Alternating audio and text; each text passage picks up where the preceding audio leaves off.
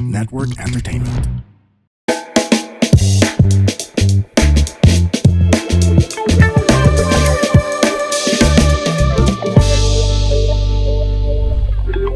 Hi, I'm Pia Ontiveros, and this is Let's Talk. On this show, on this podcast, what we do is we unbox, unpack, and decode.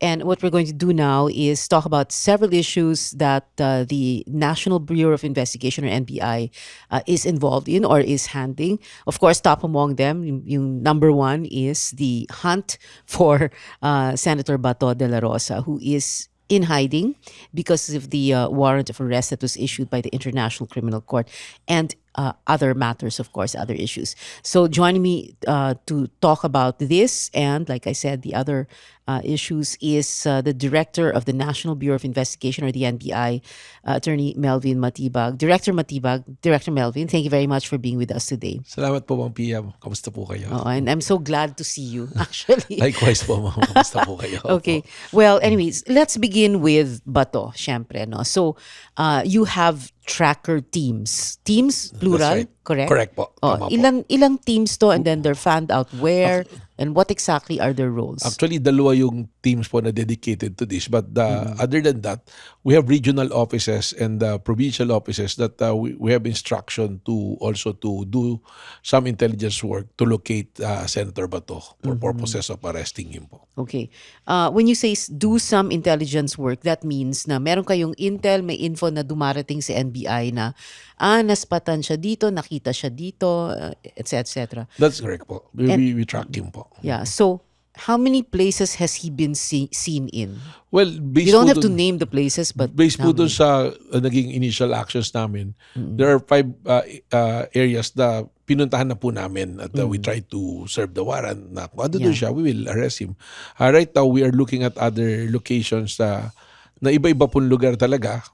So lahat po ng leads na binibigay sa amin, sinusundan talaga namin siya. But that is always the challenge because some people will send out leads na will lead to some sa wala po. So sayang Talaga? yung oras. Ba't nila ginagawa yun? Well, meron po isang particular na incident. Nagbibigay siya ng lead, although alam na namin na mali. So that we wanted to stop and to give example also the people na we don't want to get false leads. Hinuli po namin kasi gusto niya mag-scam, nanghihingi siya ng pera. Yeah. So happy nung nahuli po namin siya. Oo. Hindi lang pala yung pag-scam, one of the modus lang niya yung pag-scam tungkol sa whereabouts ni Senator Bato, but he's also posting as government official or high-ranking official para mag-scam.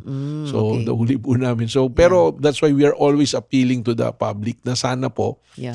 wag naman ng Oo. magbigay ng leads Hindi yung wag naman. Wag kayong magbigay ng false wag info. magbigay ng false Oo. info kasi Because sayang po yung oras. this is a waste of government, That's of po. taxpayers' money. And the time po and the Oo. effort po kasi mahirap po naman yung trabaho ng law enforcement. Okay. Sabi niyo po, Director Melvin, na 5 areas. Okay? So, the most famous one because na-cover ng media yung nasa Angeles, That's correct Pampanga, no, na bahay ng tiyuhin Opo. ni Carino Senator po. Robin Opo. Padilla. Opo. So that's one of the That's one 5. of What are the others? Can you meron share po that kami with us? sa Parañaque, sa Moonwalk, tapos meron po sa Bulacan. Then another one in yung sa Davao po nila na area, pinuntahan po ng PNP yan. Okay. And what's hindi ko ma-recall yung CIDG po yung nagpunta ron. This is a joint okay. effort po ng CIDG tsaka po ng Okay. So you NBI. just share info and then you We decide, we sa share amin na po. to, Opo. sa inyo yan. Parang ganun. Mostly joint po yung effort po namin na ginagawa. Okay. And ano nangyari dun sa moonwalk? Sabi niyo moonwalk. Parañaque. Negative po yun. Wala po. Although there was initial report na that is a big possibility. So actually yung moonwalk, 2 bahay po pala yung aming Kaninong tinitingnan bahay doon. daw yun? One of the mista po dati ni Senator Okay. Bato. Sino? Can you share? Hindi si Choli Cabanban. Yun na po. Siya yun. Opo, Okay. opo. Pero pinapasok naman ng NBI Opo, kasi hindi voluntarily naman po, we told him politely na merong warrant. So, pumayag siya. Kaya nagulat nga po kami nung nag-post na walang search warrant, walang dalang warrant. So may search warrant. Hindi po search warrant, warrant of arrest. Warrant of Magkaiba arrest po for yun ba to? Yeah. Kasi yung search warrant naman po, we don't need it because warrant of arrest. We're just trying to enforce a warrant. Yung search okay. warrant, kung meron po kaming hinahanap, Okay. na bagay. Okay. Halimbawa, illegal na Okay. bagay. Ganun po yan. All right. Magkaiba po yan. So it's good that you brought that up so that it's clear, no? And I don't know if other lawyers who are going to watch or listen to this will agree or disagree with you. So you're saying na because meron na kayong hinahanap like si Senator Bato, and you have info that he is in this house, you do not need to get a search warrant to search the house. You are searching the house on the strength of the warrant of arrest. That's right. Ganon? Opo. Kaya nga po sabi ko, politely, kakatok meron po kaming warrant of arrest. We have information na nakita po dito si Senator Bato. Papayag po pa kayo na mag-search kami. So voluntary papayag po. Yeah. Kung hindi po pumayag, we cannot force. na, Okay. Pero pipilitin gagawin niyo ba namin. ng issue yan na parang, ayaw mong pumayag, siguro may tinatago kayo, and then therefore what will your next? Hindi naman po automatic, but of course it will cause a suspicion. Kung ako po naman po yung may-ari ng bahay at sinabing hahanapin ko rito yung isang wanted na tao, just to prove my point na wala. At respectful naman, may mga nakasuot naman po na body-worn camera siyang mga yan. Yeah. So, marirecord naman po yung proceedings. And yung pong, hindi naman po para bubuksan mo yung mga cabinet, yung mga drawers, ganyan, or yung kung ano pang ba. Kasi, plain view lang po, search lang talaga ron sa tao. Parang imposible naman may nagtatago. Yeah. Yung So, search warrant, iba na po yun eh. Pwede mong buksan yung vault, yung cabinet, kasi may hinahanap ka, halimbawa, illegal na baril or illegal na droga. Or kung nagtatago sa ilalim ng kama, Well, hindi niyo pwedeng tingnan. Pwede po namang Pwede yun, silipin. plain Pero view yung pa yun. tataubo pa yung kama, I think that will amount to abuse. So you have to get on already. your hands and knees and look down. Pwede Kung naman po nandun yan. nagtatago Opo. sa... Pero baka hindi naman po kasya sa ilalim ng kama si Senator hindi nga. Bato. No? Oo. Okay, wait. So sabi niyo kasi, so may, for you to do that, to go to a house to search for Senator Bato, may info na nandun siya. Meron po. So you're saying, dun, for example, dun sa bahay ni Choli Cabanba, nakilala ko rin pala, may info na doon nagpunta si Senator Bato Meron pong nag-report. while he was in hiding. Yun na po yung sinasabi namin na meron pong mga nagbibigay ng tip at leads. Tapos, babalidate po namin. So ngayon, it looks like may lead, may sinabing nandoon. Tapos, we check on the relationship. Pwede ba? Possible ba to? Ano bang relationship nila? So, kaya po napuntahan yung lugar na yun. Yeah, okay. Kanina, nabanggit na nga natin na Mista, parang former Mista, parang hindi na-graduate si Choli, no? But are there other Mistas? When we, by the way, for those who are watching and listening, when we say Mista, this is a term among alumni of the Philippine Military Academy or PMA. That's what they call each other, no? It means classmate. So meron pa po bang ibang Mista ni Senator Bato na pinuntahan niyo yung bahay or may info kayo na tumutulong sila para to hide, to help Bato while he is in hiding? Wala pa po kaming ibang napuntahan except yan nga po kay Choli. Pero meron pong mga reports but we have to validate pa rin po kung totoo o hindi. Ano po. Oo. Report specifically about what? About what, Na Mista? meron pong mga ilang na maaari na yun po yung tumulong. Ano po. Kasi meron po rin kaming mga CCTV na tinitingnan. Tapos kinoconnect po namin. We are using also some of our tools to locate at na malaman po no na kung so kung meron pong mga circumstances halimbawa po Ma'am Pia, marami na yung circumstances kagaya niyan, may nagsabi na nandoon tapos meron silang relationship, in fact inamin naman po ni Choli na magkaibigan talaga sila. So yun po yung mga tinitingnan namin yung mga ganun po na bagay. Director Melvin, sabi niyo may CCTV. So CCTV of who? Bato with others? Sa streets po, yung mga Sa CCTV streets. sa streets yung nakita. Yung po kagaya nung sa tito ni Senator Robin, kaya po siya napuntahan because to identify yung black pickup registered under his name, tapos Angeles, Pampanga po. Nakabuntot po siya nung night na nawala si Senator Bato. Yung early morning. Opo, early morning. Sumakay yung kay black Senator pickup Robin. na yun? Meron pong black pickup na nakabuntot. Doon amin pong nakuha yung details ng pickup. Doon po tinuro. Kaya hindi po arbitrary na basta mo pupuntahan. At yung address doon sa Certificate of Registration ng black pickup ay yung Angeles. Doon po nag-trace. In fact, kaya nga po ngayon, isasabi na rin namin ng NBI yung si Mr. Carino. Kasi yung circumstances po nung early morning na nawala si Senator Bato, may presence po siya. Balikan ko lang po yung question about the CCTV. So meron kayong CCTV showing Bato, for example, with Choli. bato with the uncle of Robin. May ganon? Yung pong kay Choli, it was an intelligence report po. Wala Okay. po. Yung kay, yung sa pickup naman na nakarehistro po sa tito ni Senator Robin. Pero there are Okay. personalities na lumabas sa CCTV. Yun na nga po yung kasama sa mga ipapasabi na po ng NBI po. Okay. Pero sinabi nyo na po yung mga pangalan nung Yes, sinabi nyo? Or lalabas na meron po pa? namin yun. We will still checking kung sino pa po yung mga dapat po Okay. masabi na. So meron kayong CCTV in different establishments or houses or streets showing bato with other people? Yung pong doon sa mga sinampinan namin, yung CCTV from the Senate mismo na nandoon po. Okay. Yun naman po sa sasakyan nung itim na pickup, nakuha po namin yan sa CCTV ng mga establishment na dinaanan po. Oo, okay. Okay. Director Melvin, itong teka, babalikan ko sige. Yung nung umalis siya sa Senado, yung 2:30 in the morning. That's right po. Tapos kasabay si Senator Robin. That's correct po. May first statement si Robin and then later on sinabi niya na sumabay nga sa kanya si Bato tapos Binaba niya. Opo. Binaba daw niya Sa Makati po. sa sinabi Makati. niya. Okay. Tama po. Were you able to confirm that info? Was there like CCTV or something or Meron po. meron? Meron po kami CCTV. Yung sa street kung Opo. saan bumaba? Opo. But up to that details po yung bibigay ko sa inyo, Ma'am Pia. Okay. Yeah. So, pero kung bumaba siya doon sa street, that means May sinakyan siya. na ibang sasakyan. Tama po. Okay. So, you have identified that vehicle na sinakyan niya. Well, we are in the process po of identifying po. Okay. Yung hindi nyo na-identify, sino yung nagda-drive? Wala Pero po. na-identify nyo yung Identified- sasakyan at sino may-ari? Because meron Yun na kayong... po yung proseso CR. aming inaalam ngayon. So we're getting more clear shots of CCTV po. Okay. So nagba-backtrack po tayo dyan. Kasi- Medyo matrabaho po. Yes, Mabuti of na lang po course. ngayon. No, but Meron it's pong- good na matrabaho. Parang, you're... We're processing. Hindi po talaga arbitrary. Hindi arbitrary. Na Oo. pupuntahan namin po. Yeah. Kasi yung pong ang nangyari nga po yung mga napunta na at least by process of elimination, ibig sabihin napuntahan na yan.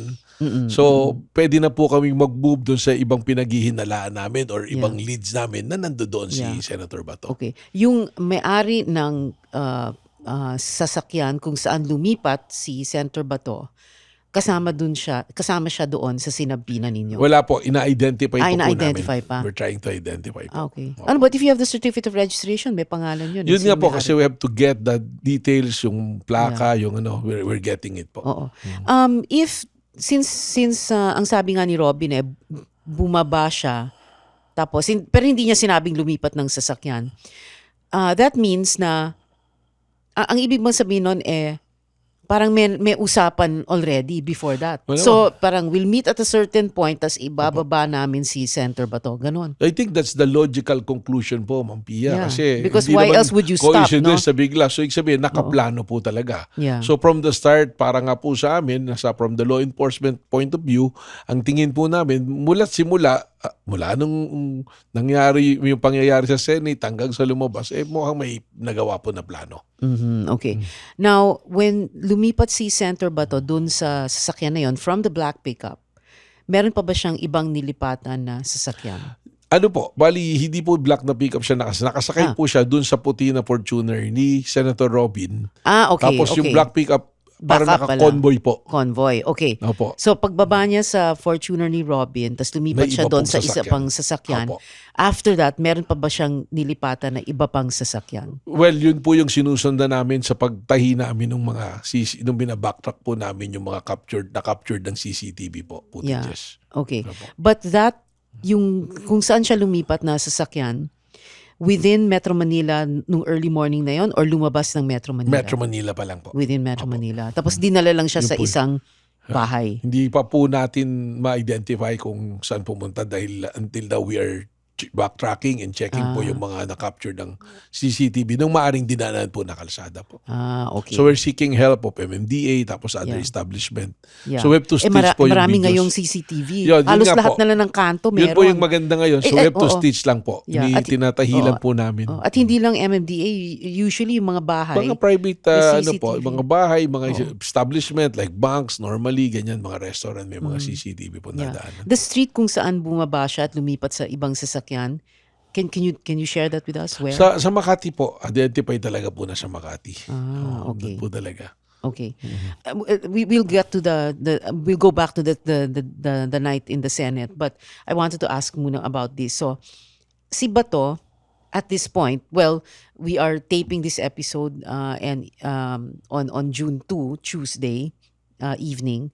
At this point, si Senator Bato, is he still in the country? Yung certainty na sabihin natin sa bansa, hindi po natin pwedeng sabihin na sigurado because we know yung contour po ng Pilipinas mismo, maraming exit points, marami pong entry points. Kasi like what happened, alam naman natin na si Alice Guo, hindi po ba nakalabas, hindi natin alam. Pero pagsasabihin natin na pagbabasihan natin ay ang records ng immigration, alam natin na nandirito pa. Pero ang tingin po namin base dun sa aming pag-iimbestiga, there's a strong possibility na nandirito pa po siya sa Pilipinas. Mas malaki po yung porsyento na siya ay nandirito pa. Kasi unang-una, yung meron po siyang pending pa na incident sa Supreme Court, siguro baka hinihintay din po niya yung finality mismo sa Supreme Court. Okay. And then para bang kung lalabas yon tapos maging, malay ba natin, maging favorable sa kanya, syempre parang sayang lumabas pa siya. No? Pangalawa po is ICC po yan. There are about 122 countries na member ng ICC. So pag nagkamali siya na may mapuntahan yun sa 122 na yun, or even if it's not a member, there is a commitment with the Interpol. So medyo mas mahirap po sa kanya. Medyo mahirap po sa kanya na basta umalis ng bansa. Okay. I wanted to go back lang dun sa yung mga mista, yung mga friends, di ba? Yung Quecholi, di ba, kanina sabi nyo, Director Melvin, na may info kasi. Opo. So it's not like, in other words, this is not an arbitrary thing na parang nilista nyo lahat ng mga mista at mga kaibigan ni Bato tapos iniisa-isa nyo. Hindi. Di po. Meron Yung pong info. mga reports po na pumapasok. Meron po pinagbabasyan. Then, yung report na pumasok, pag i-combine mo po yung iba pang mga information like possibility, gaano ba ito kalapit, ano bang possibility talaga na pumunta. So, tapos meron po kasing pangyayari na nagkaroon din ng surveillance yan. Actually, nangyari po kasi yan, nung sinusurveillance, may mga suspicious vehicle. So, nung chinek naman po ang explanation, yung mga vehicle na yun, kaya nandoon lang naka-standby, nag-grab daw yun. So may mga ganun po na marami pong instances at consideration. We will not just knock or enter anybody's residence or property just to look, unless sure na nandoon, alam namin na nandoon talaga. We will use the necessary thing na pwede namin gawin po para ma-aresto talaga. Okay. Director Melvin, when you're in hiding, syempre that means may tumutulong sa'yo. Someone who is providing that physical structure where you will be safe. That's right. And secure, whether it's a house or a condominium unit or a townhouse, whatever it is. Are you able to get that information kung sino yung mga nagpo-provide nun para kay Senator Bato? Well, we are by surveillance po kaming ginagawa based also on the intel reports kung sino yung mga possible na pwedeng tumulong. But tama po kaya, definitely may tutulong. At alam naman natin, malawak po yung network ni Senator Bato. He was a former chief PNP. Right. So marami po siyang nakasama dyan. Mayroon po siyang resources. At pangalawa, alam po niya how law enforcement will think. Kaya medyo hindi po ganun kadali na hanapin siya. So alam naman natin, pag may background ng law enforcement, siguradong marunong at alam po kung paano magtatago at hindi basta-basta mahuhuli. Pero do you have that A1 information kung sino yung mga yon? Do we have a short list? Short list. We have a short list, but we have to validate. How many names yun? Konti lang po. Konti lang. Pero we have to validate pa rin po. Konti lang, 5. Opo. Konti lang po ba? In one hand, you can count on one hand. Well, as of now, yun po yung As aming of now. tinitingnan. Opo. Okay. Are you able to track, do you track cell phone messages?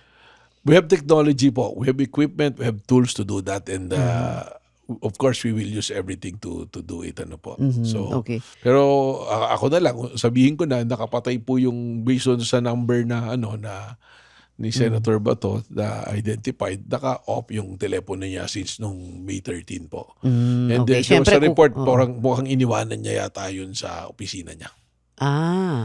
You're able to track the location. Yes. Opo. Yeah. May report po na naiwan. So, kumuha sa ng opisina. ibang telepono. Possible Most po. likely, hindi sobrang high-tech para hindi Analog, ano po. Yeah. Oo, di ba? Ganon. Okay. So, let's go dun sa Senate shootout. Ay, sorry, hindi shootout. The Shooting incident. The shooting incident Opo. and the day si Bato na nga pumunta ng Senado para May 11. makaboto Opo. para maging Senate President si Alan Cayetano. So at that point alam na natin na meron ng warrant of arrest ang ICC, di ba, ang International Criminal Court. So first ang tatanungin ko lang kasi is as the NBI director and as the NBI that has all these tracker teams and working to look for Bato, you are saying that the ICC warrant for his arrest is legal and valid. That's right. Yung pong, if you will was able to see a copy, may mga kumalat po kasing kopya, hindi ba? You will notice the date is November 6, 2025. Ano po. So, meron po talagang kopya ng warrant of arrest na nadala nakuha ng NBI, ano po. So, valid po yung warrant of arrest. And we are in coordination with PCTC and DOJ. Nung May 11 PCTC po, is Philippine Commission on Transnational Crime. So, yun po yung NCB dati. Yun po yung nakipag-coordinate sa Interpol. Okay. So nung we have information na darating si Senator Bato na pong May 11, so we posted yung aming pong mga arresting team dapat. Pero hindi sa loob ng Senado. Well, nakapasok po kami sa loob. Doon po kami sa premises ng Senate. At least sa lobby ng Senado po. From the parking, may tao kami ron. Tapos before entering the session hall, may tao po kami ron. Oo. So, But why wasn't he arrested right then and there? pagpasok po niya, nakita siya. So, nakisakay po siya sa isang sasakyan ng isang mga senador. So, parang starting session, that is the recollection ng aming mga ente. So parang akala nila negative na dahil hindi lumalabas si Senator Bato. Biglang lumabas from the parking. Lumabas to sa isang sasakyan na matagal na nakahinto. So nung sinalubong na siya nung ahente namin, so happen yung nakapost doon na dalawang babae. But there are also mga lalaki na nagpakilala ng NBI. Nung nagpakilala pa lang ng NBI, tumakbo na po siya. Tinakil niya talaga. Malakas tinakil niya. Kasi tapos, sabi niya, kaya nagkasugat yung mga kamay niya dahil nakipag-wrestling. Nadapa po siya. Nadapa. Natukod niya po sa hagdanan yung, kita naman po doon sa video. Yeah. Pero hindi siya nakipag-wrestling or walang physical altercation with NBI. Siya, nagpakilala pa lang, tinakil na niya. Tinakil niya, meaning siya yung tinulak niya. So, tapos tumakbo na siya. Wala namang, yung umahabol sa kanya, malayo na yung NBI kasi may mga naka-block siya ng mga stop niya. Diretso siya. Yeah. Tapos nadapa siya. Actually, parang doon sa video, twice pa siyang doon sa hagdanan. CCTV. Sa CCTV. So we're asking the copy ng CCTV from the parking lot sana. Saka yung ina-accuse niya nakipag-resist na tinakil. Pero until na wala naman po tayong nakita at nilabas. Because it will show na lumabas siya sa sasakyan ng isang senador at siya yung nagtakil nung nagpakilala. Right. Kaya Kaya ang nakita na lang po, yung tumatakbo na lang po siya. Kaninong sasakyan siya galing? Well, kay Robin ba yun? Hindi po. Ang kiniklaim ni Senate President Cayetano nasa kanya. Pero I can tell you na hindi po sa kanya. So kanino?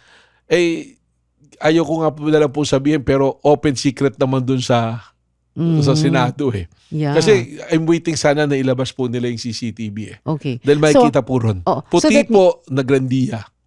Okay. So that means galing sa labas, sakay na si Bato doon. Sa parking, kung lumipat siya nakarating po doon. kayo ng Senate, there is a parking for senators. Yung papasok ka ng parking, tapos may maliit lang na door. So doon po, from the parking, tapos pasok siya doon sa may lights, tumakbo na. No, what I meant was, paano siya nakarating ng Senado doon sa grandiya na yon? Nakasakay po sa grandiya puti. Na may-ari ng senador. Nabanggit pa po ni Senator Ping yun kung sino yung may-ari, tapos eventually inamin na Senator Alan Peter na siya raw sa kanya. Okay. Well, it would be possible na sa kanya na sasakyan. Oo. Okay. Pero hindi sa kanya nakisakay. Hi, I'm Victor Anastasio of Comedy Manila. Are you looking for positive vibes and inspiration in your daily life? Di wag kang makinig sa podcast ko dahil baka mabwisit ka lang. Intellectual Wall with Victor Anastasio. Ano bang pinag-iisipan at pinapag-complainan ng isang komedyante? Ano ba ang isang stand-up comedian sa Pilipinas sa likod ng tabing ng entablado? Yan ang i-reveal natin sa Intellectual Wall with Victor Anastasio, produced by the Pod Network.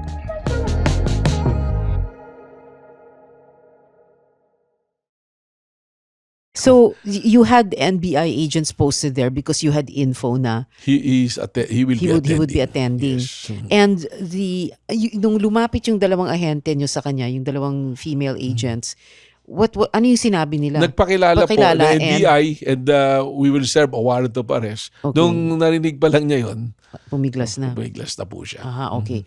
But you also were telling me earlier na ang advice sa inyo, wag nyo na munang arestuhin kasi may Supreme Court order. No, hindi po yun. Hindi. That was on the 13th. Ang nangyari po nung 11, so nag-stand up na po kasi nakapasok siya ng session hall. So may instruction to the arresting team, do not enter the plenary session hall out of respect. Although alam naman natin, to effect an warrant of arrest, pwede naman sana. Pero out of respect, hindi. Tapos eventually, doon na po nag-move or nagkaroon ng resolution si Senator Marcoleta ang nag-move na protective custody. So nag-protective custody, tawag po akong DOJ, PCTC, coordinate ako.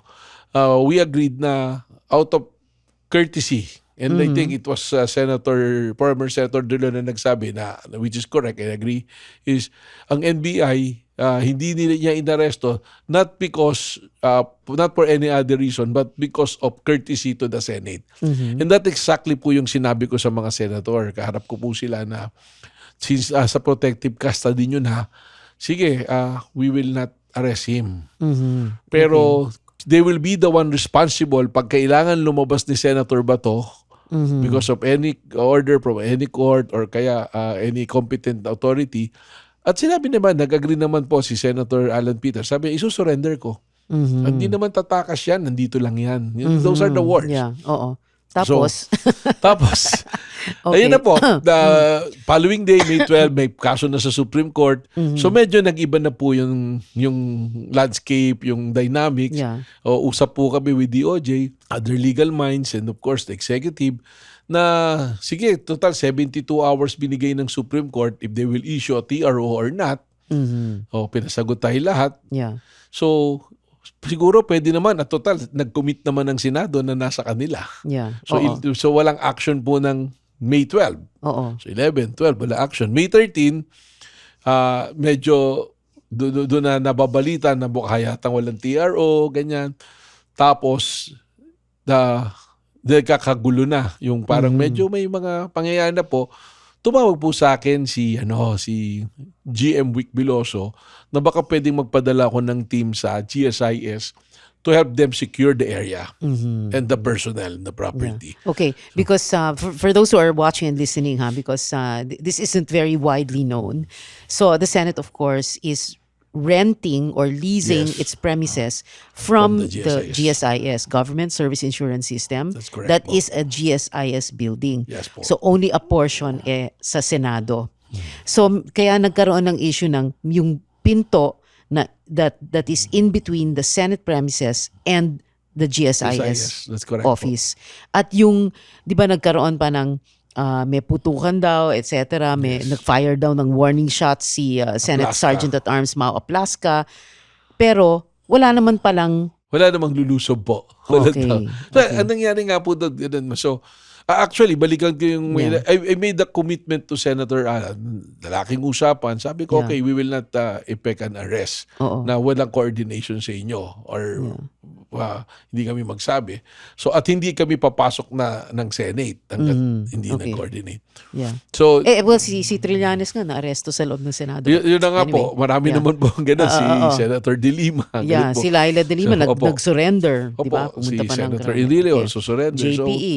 So ganun. So nangyari, nung may request po sa amin ng GSIS, nagpadala po kami ng team, pero manipis na team lang po yun. Ilan lang yung agents, tapos may kasama lang silang body nila na volunteer nila. So just to be clear, ang mga agent po namin, they're allowed to get a volunteer to help them. Kasi hindi po ganun kalaki yung aming strength, yung force ng NBI. So inassign bawat floor, yung there are about 6 entry and exit points connecting the GSIS and the Senate building. Actually, isang building po Isang yan. building na may yun. pinto lang ang That's why pagitan I nila. use the term premises Opo. eh. So, Sana magkaroon na ng sariling building para wala nang problema. Malapit na po yata. Malapit na sana eh. So, okay. yun po nangyari. So may nakaposting ganun. Tapos yun na, dumating po ang NBI doon 6 p.m. na. Because the request, ang verbal request sa akin ni GM Biloso was like about 4 p.m. Sabi ko, sige, tapos sabi pa niya, tumawag pa ulit siya, I will send you a letter. Sabi ko, hindi na kailangan ng letter. Okay na, nag-usap na tayo. Yeah. And- Buti and na lang, ang- nagpadala rin po siya ng letter. Oo. Kasi meron Yeah. Ang gusto niya is para hindi magamit na daan-daanan po. The exit point. daan-daanan. Okay, Actually, because anyone from the Senate can pass. ganun na po yung nangyayaring daw. In fact, she sent me pictures bago ako nagpadala ng team na si Sergeant at Arms, tawid na ng tawid doon. Sinecheck na at talaga? tinatanong, ito ba, pwedeng daanan? May mga ganun Talaga? na. Si Mao Aplaska, yun na? Opo. Meron po. May mga talaga? pictures. It was sent to my Okay. Viber. Kailan yun? Yung... Nung May 13 po mismo. Oh, So, okay. tapos ano nangyari? So, naglagay na nga po ng NBI. May isang Yeah. NBI, may kasamang volunteer, and the Blue Guard of GSIS. So what are you saying si GM Wick Veloso? Parang naging suspicious Naging na suspicious baka siya. ito yung gamitin. And also, you want to protect yung Yes. Oo. GSIS. Saka ang inisip na rin niya, baka masisi siya later on na ginawang exit point yung Yeah. yung binibiro ko nga po si Jen. Sabi ko, pwede kang agent dahil instinctive ka, no? Baka biglang masabinan ng Opo. NBI Hindi, kasi actually, bakit niya nagpunta pinadaan? po siya CIDG. Nagbigay siya ng statement, binigay niya lahat yung CCTV. Yeah, Kaya po nakita ron na since day one that I was saying walang NBI sa Senate, wala po talaga. Yeah. Because they're accusing na pumasok sa Senate, nagbarilan doon. Yeah. So I was telling, when I receive a call from Senator Lawrence, sabi ko, ma'am, wala po kaming NBI dyan. So Senate sila ng Senate. Yeah. Because kung sinabi nilang sa GSIS nang gagaling, iba yung Oo. magiging So there was thinking ko. so may NBI like you said, yung manipis na team doon sa GSIS side ng premises po. GSIS Within to the make GSIS sure na premises. walang makakadaan. Opo. Yun. Tsaka And then kung dadaan talaga si Senator Bato, mamamonitor ma-arrestuhin. natin. Oo. Opo. Hindi lang mamamonitor, baka arrestuhin nyo pa. Well, Okay. ang problema po natin nga doon is Yeah. the Supreme Court eh. Okay, So, okay. wala So, pa po tayong pinag-uusapan. Tapos yung sinasabing drilling, may nagdi-drill para Bolt to po. To strengthen yung strengthen the lock para bolt, sa yeah. first floor yun, para hindi madaanan. Oo. At sinasabi nila NBI yun, dumating po yung NBI, nagdi-drill na. Alam niyo Yeah. po, magandang nangyari dito mga piha. Meron kami laging naka-assign na mga media sa amin. Sumama po sila eh. Right, Nung pumunta ng right. GSIS. Oo. And they were the one who captured yung nangyayari. May nagdi-drill na, Yeah. binobolt. Actually, sabi pa nga, ano yun eh, pati yung electronic na pang-screw. Oo. Para ma-bolt nila, ma-bolt out nila, ma-lock nila. Right. Na hindi right. na magamit yung first floor Oo. as an entry Oo. and exit point. Oh, okay. So that day na nagkaroon ng shooting or it's not really shootout eh. Walang NBI dun sa kwarto kung saan nag-discharge ng firearm si Mao Aplaska. Ganito ba nangyari? Nakita naman natin dun sa mga video na nag-lock and load siya, naka-full battle gear, at sinasabi niya may aarestuhin. Mhm. Tapos pumasok siya dun sa door, nagulat siya, malayo po yung distance, probably mga 20 meters or kasi nasa premises po ng GSIS na sinabi niya, Saan nandun siya sa side ng GSIS? nasa side po siya ng GSIS, Okay. pagpasok doon sa pinto, may stairs na ganun, Oo. nagulat si General Plaska, may tao, nakita niya may barel, pero hindi po nakatutok yung barel, hindi tinutok. Sabi niya, baba ang barel. Sabi ganun nung ahente, NBI ako. Oo. NBI, nagpakilalang NBI. Hindi niya binaba yung baril niya. Nagpaputok si Aplaska. Nung nagpaputok po si General Aplaska, nag-cover shot naman po. 5 beses nagpaputok naman yung ahente. Cover shot. Cover meaning- shot meaning While you're so that taking he can cover. retreat. Yeah, okay. Para makapag-cover ka, you take a retreat also. So nung pag niya, bumalik sila Plasca on the side ng Senate, nagpaulan na po sila ng bala. Nagpaputok na po sila ng nagpaputok. Very unnecessary situation. Tama po. So, Okay. So so at that point, like di ba ang sabi nga sa inyo, okay, maghihintay muna dun sa Supreme Court.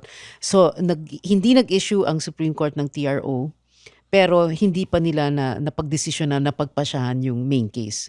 Kumbaga, wala pa that po. is what you're waiting. At least it's still pending now. But, Yeah. But whether or not, even despite that, you are still hunting Bato. well, because there's no TRO, saka wala pong status quo or ante-order. Meaning, as we speak, from any points of view, from the eye of the court, valid po yung warrant and can be executed. It's a valid, legal, and a warrant that can be executed. Okay. And hindi pwedeng yung argument na the ICC is a foreign court. Yun palaging ginagamit na terminology. Hindi po tayo magdi-decide dun eh. Kasi kung yun po, pagtatalunan na yun. So I'll speak not as an NBI director, but as a lawyer. Malinaw naman po, meron po din sa Constitution yan eh, yung mga foreign policies, yung mga treaties po na pinirmahan natin, that is what you call principle of incorporation. Pumapaloob na po sa batas ng ating bansa yan. So nung pinirmahan po, it becomes part of our the body of judicial laws. system also. Okay. So when we signed the Statute of Rome noong 2011 po na yan, isinurrender natin some of our jurisdiction sa kanila. Meaning pag ganitong mga kaso, payag kami na kayo yung korte na didinig dito. At dahil pumayag tayong didinig, na yung ICC ang didinig sa mga itong kaso, kung ano yung prosesong gagawin nila, itutulong tayo. Tinatanggap natin yun. So 2019, nag-withdraw tayo. Another argument po sasabihin ng PIA. Wala na tayo sa ICC, hindi na. That was already decided in the case of Cayetano by the Supreme Court na sinasabi, we have a residual responsibility for those crimes na inaakusan na nangyari between 2011 and 2019, pasok pa yan sa ICC. And we have a continuing, yun yung sinabi, residual obligation sa International Criminal Court. Okay. So, balik naman tayo ulit doon sa tracker teams for Bato. No? So, you're searching for him. Let's say you do gain custody of him. Let's say makita siya and then maaresto siya. Are you going to put him on a plane right away and send him to The Hague? I'm not the one who can answer that, Ma'am Pia. Okay. We are only arresting him. We are enforcing the warrant. Once we arrest him, Who do we you turn him over it to? the DOJ, to the prosecutor, because yun po yung sinasabi. Okay. So the DOJ will proceed from there. Pag may inutos pa po sa amin, kung ipapadala siya at sinabi mag-escort, of course, as a law enforcement agency, we can do that. Yeah, okay. But have you been told na basta pag na-aresto nyo, naka-ready na yung aeroplano? Wala pong sinasabi kasi ang order sa amin, you arrest and you turn over to the Department of Justice. Okay. Pag sinabing turn over to the Department of Justice, DOJ in Manila, Padre Faro, Opo, Manila. yung pong prosecution service, I think they will identify kung sino po yung prosecutor that who will read his rights, who will identify him. Tapos after that, DOJ na po magdi-decide. Okay. Director Melvin, based on what happened on May 11 na nga, nung nag-resurface si Senator Bato sa Senate, tapos yung dalawang ahente nyo nagpakilalang NBI at may warrant, etc. Tapos biglang tinakil niya, tumakbo siya. How do you expect him to react if you had your teams about to arrest him? Yung sa ngayon na po? Oo. Well, ang instruction po sa team is to proceed with care. Yun naman po yung din namin palagi, protocol, kahit sino man po yung aarestuhin. And we considered lagi na delikado at may pwedeng mangyari. Tapos especially, nag-surface that he has 117 firearms registered under his name.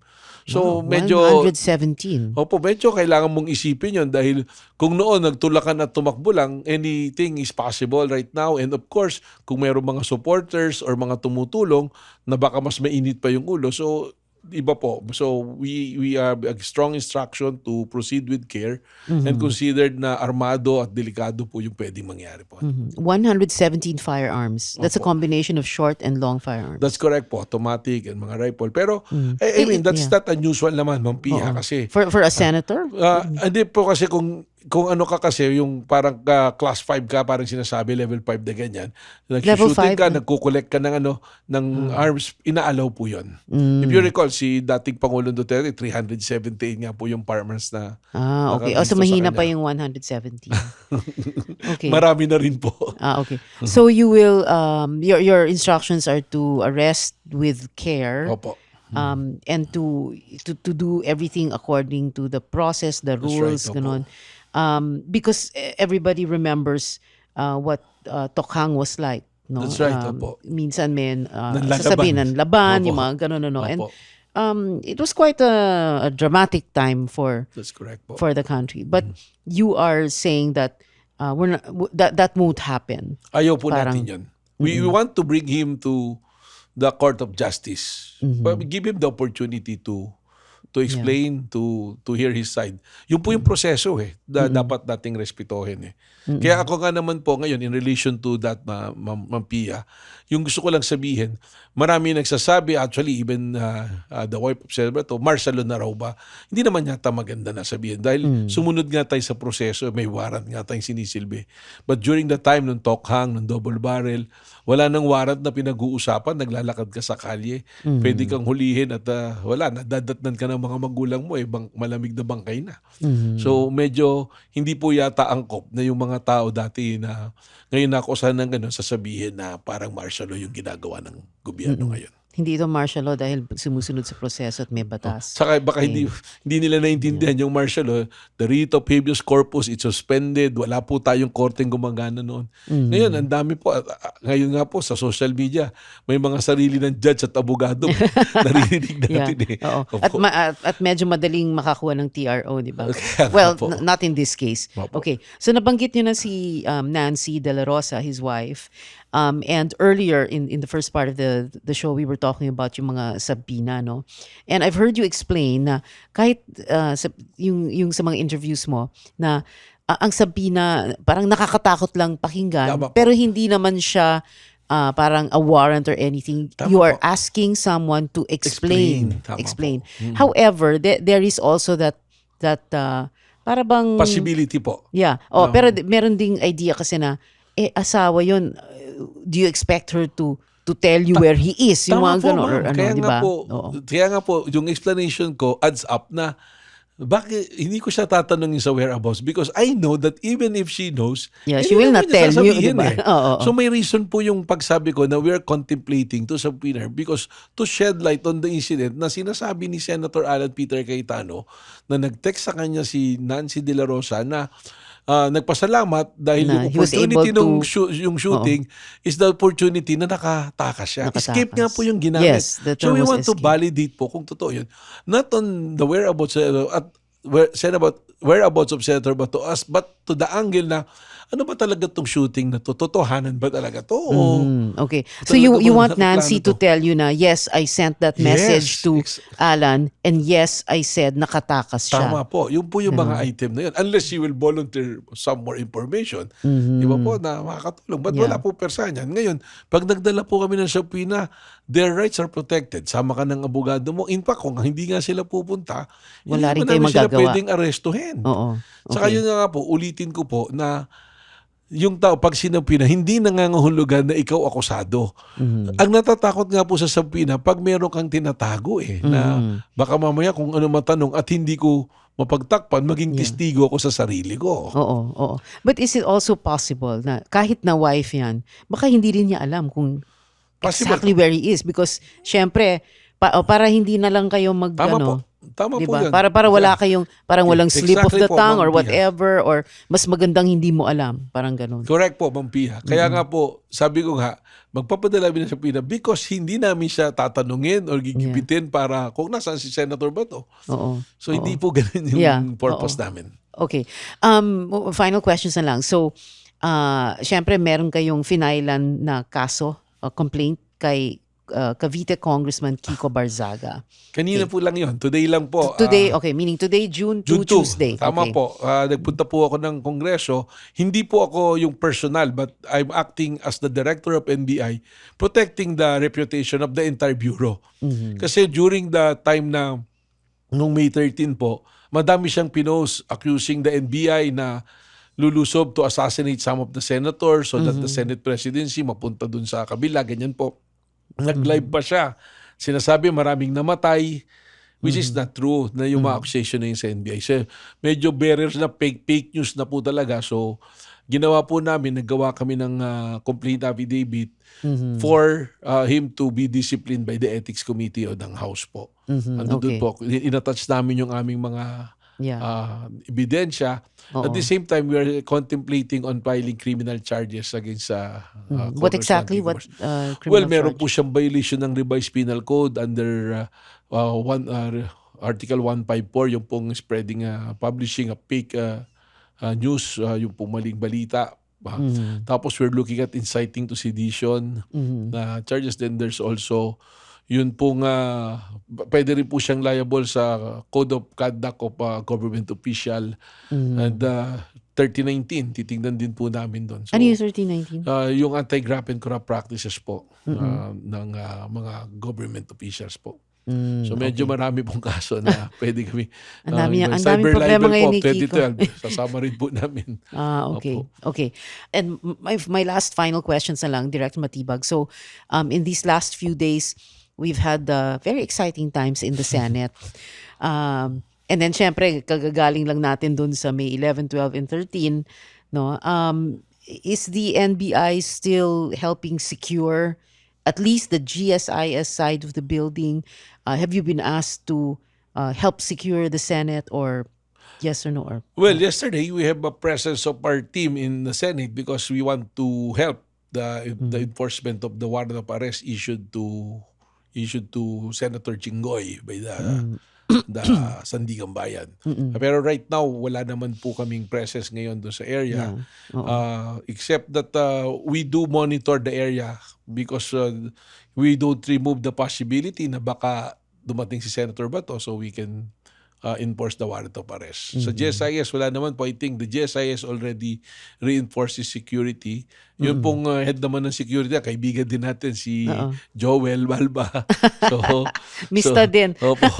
So, mukhang okay naman na po. Mista, sorry, Class 88 because Class you're a 88, fraternal honorary Opo. member of the Class PMA 88. Maringal Class of Tama po, 1988. opo. So, dapat nga po, pwede nag-usap-usap dahil si Joel is 87 originally, turn back na 88. turn back na 88. So, kasabay niya si Mao Mao Aplaska because Aplaska. 86 si Mao Aplaska, nag-turn back ng 87. Ano po?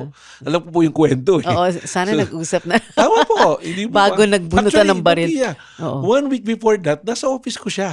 Sino? Si Mao Aplaska. yeah? Because So he's a graduate of parang FBI Academy. So that's Okay. this group, the courtesy visit sila sa akin. Okay. So Oo. he got his, magkapalitan 1 week kaming before number. this May The 11. Talaga? incident po.